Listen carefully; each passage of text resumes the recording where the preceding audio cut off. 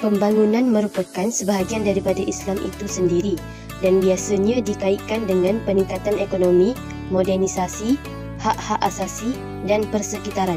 Pembangunan Islam merupakan penerimaan terhadap pembangunan asing, barat dan timur yang boleh dimanfaatkan oleh masyarakat dan menolak apa-apa yang berbahaya menurut nilai-nilai hidup Islam.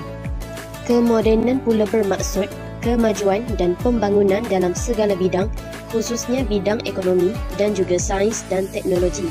Kemajuan ini telah mengelabui mata hampir seluruh umat manusia, terutamanya umat Islam.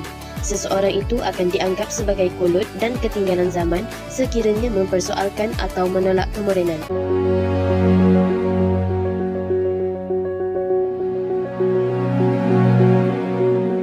Soalan pertama berkenaan dengan apakah matlamat antara matlamat pembangunan Islam dan kemodenan dalam pembentukan nilai, akhlak dan budaya dalam masyarakat Malaysia. Yang pertama bagi saya adalah melahirkan pembentukan masyarakat yang mampu untuk berinteraksi dengan diri mereka. Bukan itu sahaja, tapi mampu juga untuk berinteraksi dengan jiwa secara rasional, jelas dan benar, serta mampu memberikan komitmen yang mutlak dalam manhaj Allah Subhanahu Wa Taala. Seiring dengan zaman kita sekarang mutakhir ini di mana kemodenan semakin gah di persada dunia. Bukan itu saja, bahkan semakin mencabar untuk kita hadapi bila mana tiada pembangunan Islam ataupun unsur elemen-elemen keagamaan yang patut diterapkan dalam seseorang insan itu. Matlamat kedua adalah untuk mengurangkan keruntuhan institusi keluarga yang timbul ataupun terbit dengan isu-isu melibatkan sosial. Seperti apa? Seperti pengambilan dadah, pergaulan bebas dan mungkin daripada segi keruntuhan akhlak dan moral. Yang terakhir, saya rasa memang takkan lari antara matlamat akhlak yang baik dalam pembangunan Islam dan kemodenan adalah melatih dalaman masyarakat yang bersifat lemah jiwa, mudah terpengaruh dengan pengaruh globalisasi seperti media sosial yang semakin berleluasa dalam arus gadget dan permodenan.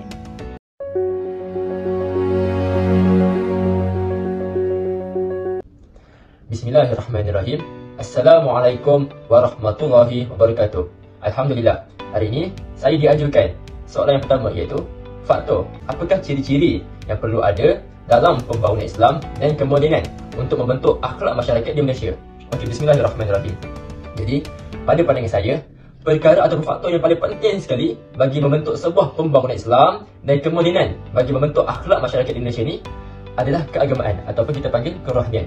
Contoh, kalau kita lihat di Eropah sana, kita lihat negara Amerika, negara Britain, mereka merupakan sebuah negara yang sangat maju dari segi teknologinya, pembangunannya, pemodenannya sangat maju.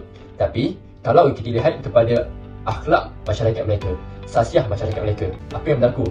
Masalah sosial berlaku sangat meluas, merata-rata. Keruntuhan akhlak berlaku di mana-mana jua. Disebabkan mereka tidak menyelitkan nilai-nilai keagamaan dalam pembangunan mereka. Tapi dalam Islam merupakan agama yang sangat syumul dia, iaitu menyeluruh. Islam merangkumi segala aspek kehidupan. Kita ambil contoh pada zaman Eropah pada zaman dahulu. Iaitu pada zaman keemasan Islam. Contoh kerajaan Andalusia. Apa yang berlaku?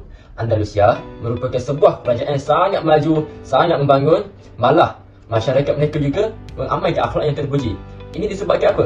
Disebabkan mereka menyelitkan nilai-nilai keagamaan dan kerohanian dalam pembangunan mereka. Jadi kesimpulannya, bagi membentuk sebuah pembangunan Islam dan pemodenan, bagi membentuk akhlak masyarakat di Malaysia ini, kita perlu menyelitkan ataupun menerapkan nilai-nilai keagamaan dan kerohanian dalam membentuk sebuah pembangunan dan kemodenan.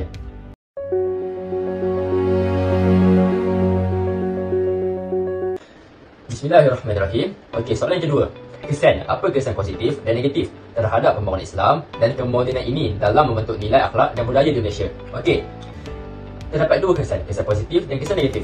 Jadi yang pertama, kesan positifnya, jika kita menerapkan nilai-nilai kerohanian, nilai-nilai keagamaan dalam sebuah pembangunan Islam dan kemodenan, apa yang akan berlaku? Akan lahirnya sebuah masyarakat yang mengamalkan akhlak yang mulia, mengamalkan perkara-perkara yang mahmudah dan menghindari perkara-perkara mazmumah. Kedua, akan lahirnya sebuah generasi ulul albab yang cemerlang, bukan sahaja dari segi duniawinya, malah ukhrawi juga turut terjaga, turut cemerlang. Kita ambil contoh, pada zaman Sultan Muhammad Al-Fatih, di mana Nabi pernah mengatakan bahawa pada zaman tersebut akan berlaku sebuah perang yang tenteranya adalah sebaik-baik tentera dan pemimpinnya sebaik-baik pemimpin. Ini kenapa? Sebab Sultan Muhammad Al-Fatih mendidik rakyatnya, mendidik tenteranya untuk mengamalkan ajaran Islam di dalam kehidupannya. Dan seterusnya, kesan negatif.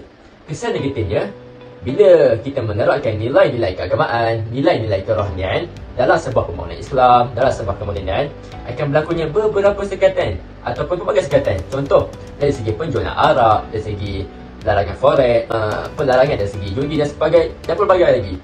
Akan tetapi, dari segi syariat Islam, Islam menuntut kita untuk melakukan segalanya menurut Islam. Kita nak buat ini, kita ikut Islam. Nak buat itu, menurut Islam.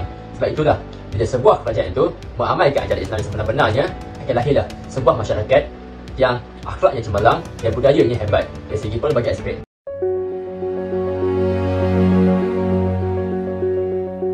Era globalisasi kan, dunia tanpa sepadan ni, memang ni menjadi satu cabaran yang besar lah kan? Kerana izm atau pemikiran luar ni boleh masuk kan dengan mudah je. Ada internet je boleh je kan. Cabarannya dalam konteks Malaysia ni, bagaimana kita perlu orang kata, ataupun negara lah secara khususnya, perlu memikirkan bagaimana kita nak bentuk masyarakat yang mempunyai dia punya sistem filter tadi, saringan yang kita kata yang baik lah. Dia boleh fikir sendiri, dia datang, oh ni tak boleh, yang ni boleh. Misal kata yang datang dari barat kan, pemikiran yang kita kata hedonism kan, yang kata hiburan yang melampau kan, vandalism ni yang merosakkan harta-harta awam kan. Benda-benda ni salah kan, tapi dari sudut kita kata dari sudut teknologi je kan, tak ada masalah kan. Tapi yang tu kita nak orang kata kita nak bentuk masyarakat kita ni supaya mempunyai orang kata kemampuan untuk menyaring apa yang datang kepada mereka ni, okay, dia boleh saring.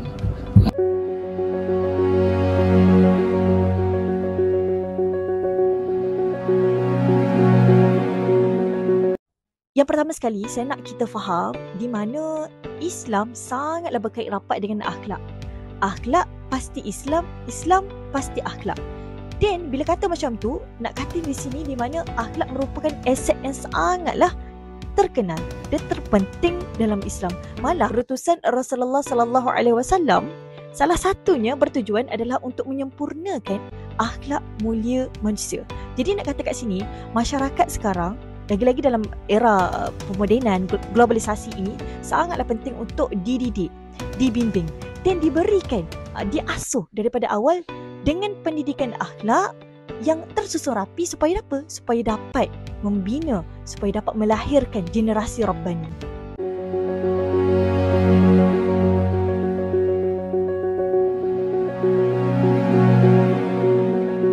Bagi akak, alhamdulillah tercapai kerana ada daripada kita beberapa pihak yang memainkan peranan sesungguhnya. Sebagai seorang ibu mainkan peranan, terapkan didikan awal yang bermula daripada rumah.